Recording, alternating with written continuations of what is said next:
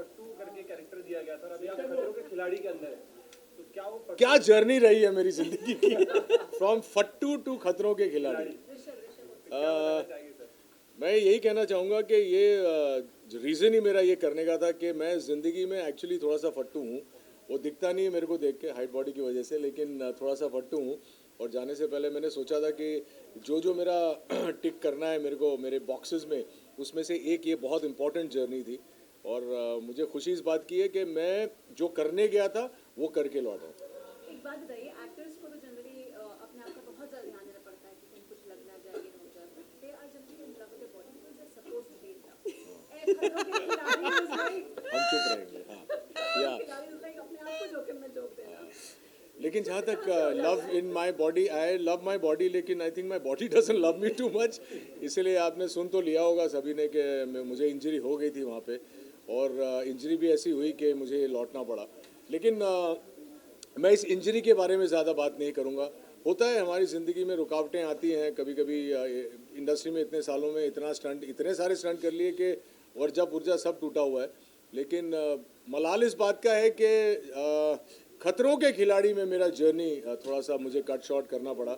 बहुत मज़ा आ रहा था सबके साथ में, सारे स्टंट्स करके बहुत मज़ा आ रहा था, लेकिन अनफॉर्चुनेट था वो। But I wear it like a war scar. सबसे ज़्यादा कौन सा स्टंट अवॉइड किया आप लोगों ने?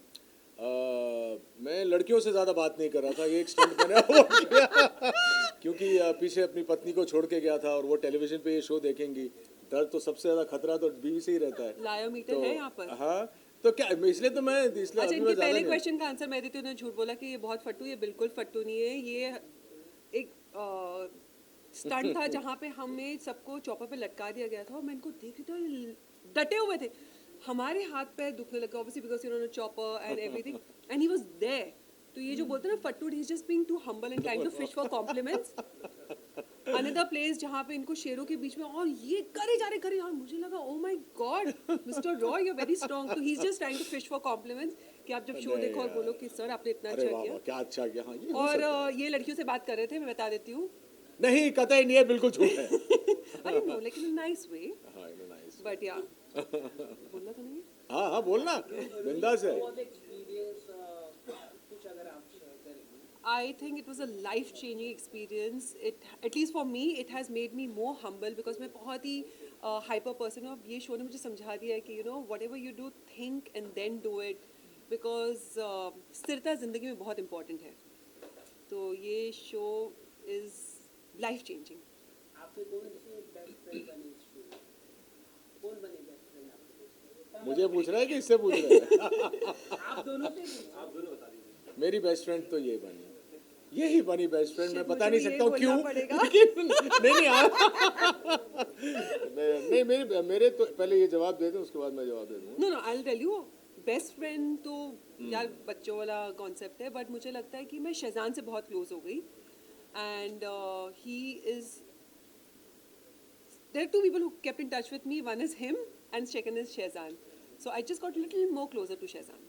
और it's very amazing that she is given this answer, क्योंकि मेरा जवाब तो वही है कि मैं शीजान से बहुत क्लोज हूँ। शीजान से मेरी मुलाकात जब हुई तब ऑब्वियसली मैंने उनके बारे में सुन रखा था, पढ़ रखा था, what ever he is gone through in the last 6-8 months। और मुझे बहुत बुरा भी लगता था कि ऐसा किसी के साथ कैसे हो सकता है। और जब मैं उससे मिला, मैंने एक ऐसे लड़के को देखा कि जिसने अभी ज़िंदगी शुरू की है, तो उसके लिए कहीं ना कहीं I had a very warm corner of my heart reserve for him, which is he is always actually one friend जो मुझे लगता है कि हम सबकी जिंदगी में हाँ, होना होना चाहिए। ही इज चाहिए। That nice person. तो लाइक शी सेड कि बेस्ट फ्रेंड वाला कॉन्सेप्ट नहीं, तो Sheezan is like a younger brother to me now. But उसके अलावा भी मुझे 2-3 लोग और बहुत पसंद है जो जिनके साथ मेरी ट्यूनिंग हुई। एक शिव है और एक डीनो है। और लड़कियों में लड़कियों में सिर्फ तू है। अगर बात करें सर 50 जो डेज की जर्नी थी, इसमें से अगर कोई एक दिन निकाल कर आपके लिए स्पेशल हो तो कौन सा होगा? Honestly because not because on camera, हर दिन स्पेशल होता था यार, हर दिन कुछ ना कुछ हम लोग कर रहे थे। लेकिन मैं यही कहूँगा कि जो स्टंट इन्होंने मेंशन किया, हेलीकॉप्टर वाला, चॉपर वाला स्टंट, वो दिन, वो मोमेंट, वो मौका, वो सब मेरे लिए बहुत स्पेशल था, क्योंकि मेरी ज़िंदगी में एक ही डर है और वो है पानी, और मेरा पहला ही स्टंट पानी में था। तो आई थिंक वो moment when I went up on the helicopter till the time I finish the stunt वो बहुत स्पेशल था। अच्छा आप हम जब पहले इंटरव्यू कर रहे किसी ने मुझे पूछा कि आपको आपकी एंट्री कैसी चाहिए ऐसे यार मैं चाहती हूँ कि मैं चॉपर से लटकती भी आऊँ मैंने भी वही कहा था। And trust me it happened मुझे लगा oh my god Saraswati was sitting on my tongue बिल्कुल। But you know that moment is going to be there with me because जब मैं वो लटकी हुई थी उस चॉपर पे डीनो मेरे बाजू में था आप उससे पूछ सकते हो कि मैं देख रही थी I was like oh my God look at the view मैं गाने गा रही थी वाह, I swear I am not lying मेरी तो फटी पड़ी थी। मेरे को तो बहुत मजा आ रही थी because you know it was the best feeling ever so that moment is going to be there for me till the time something bigger happens in that अच्छा आपको बहुत सालों से लोग देखते आ रहे हैं जी, बहुत जी। प्यार मिला है आपको टेलीविजन इंडस्ट्री में बहुत सारे लोगों ने आप जब मिलकर देखते हैं तो खतरों के खिलाड़ी लोगों की नज़र में कितना 1 2 3 4 पर आएगा क्योंकि स्वाभिमान तो मुझे लगता है नंबर 1 होना चाहिए हाँ, स्वाभिमान तो खैर मेरे मरते दम तक नंबर 1 ही रहेगा लोगों के लिए और मेरे लिए भी, क्योंकि पहला जो बच्चा होता है वो हमेशा स्पेशल होता है। लेकिन मुझे लगता है खतरों के खिलाड़ी में मेरा जो सफ़र रहा है और जब वही जनता मुझे खतरों के खिलाड़ी में देखेगी तो बहुत उनको there will be a smile on their lips, क्योंकि जिस तरह से मेरी जर्नी रही है मैं ज़्यादा नहीं कहना चाहूँगा, I want them to see it, लेकिन बहुत ही अच्छे तरीके से मैंने सारे स्टंट किए हैं। सेटिस्फैक्शन मुझे भी है और ऑडियंसेस जो मुझे नहीं जानती, जो मुझे स्वाभिमान में नहीं देख पाई है, जब वो लोग मुझे खतरों के खिलाड़ी में देखेंगे तो उन्हें एक बहुत ही इंटरेस्टिंग सी जर्नी नज़र आएगी।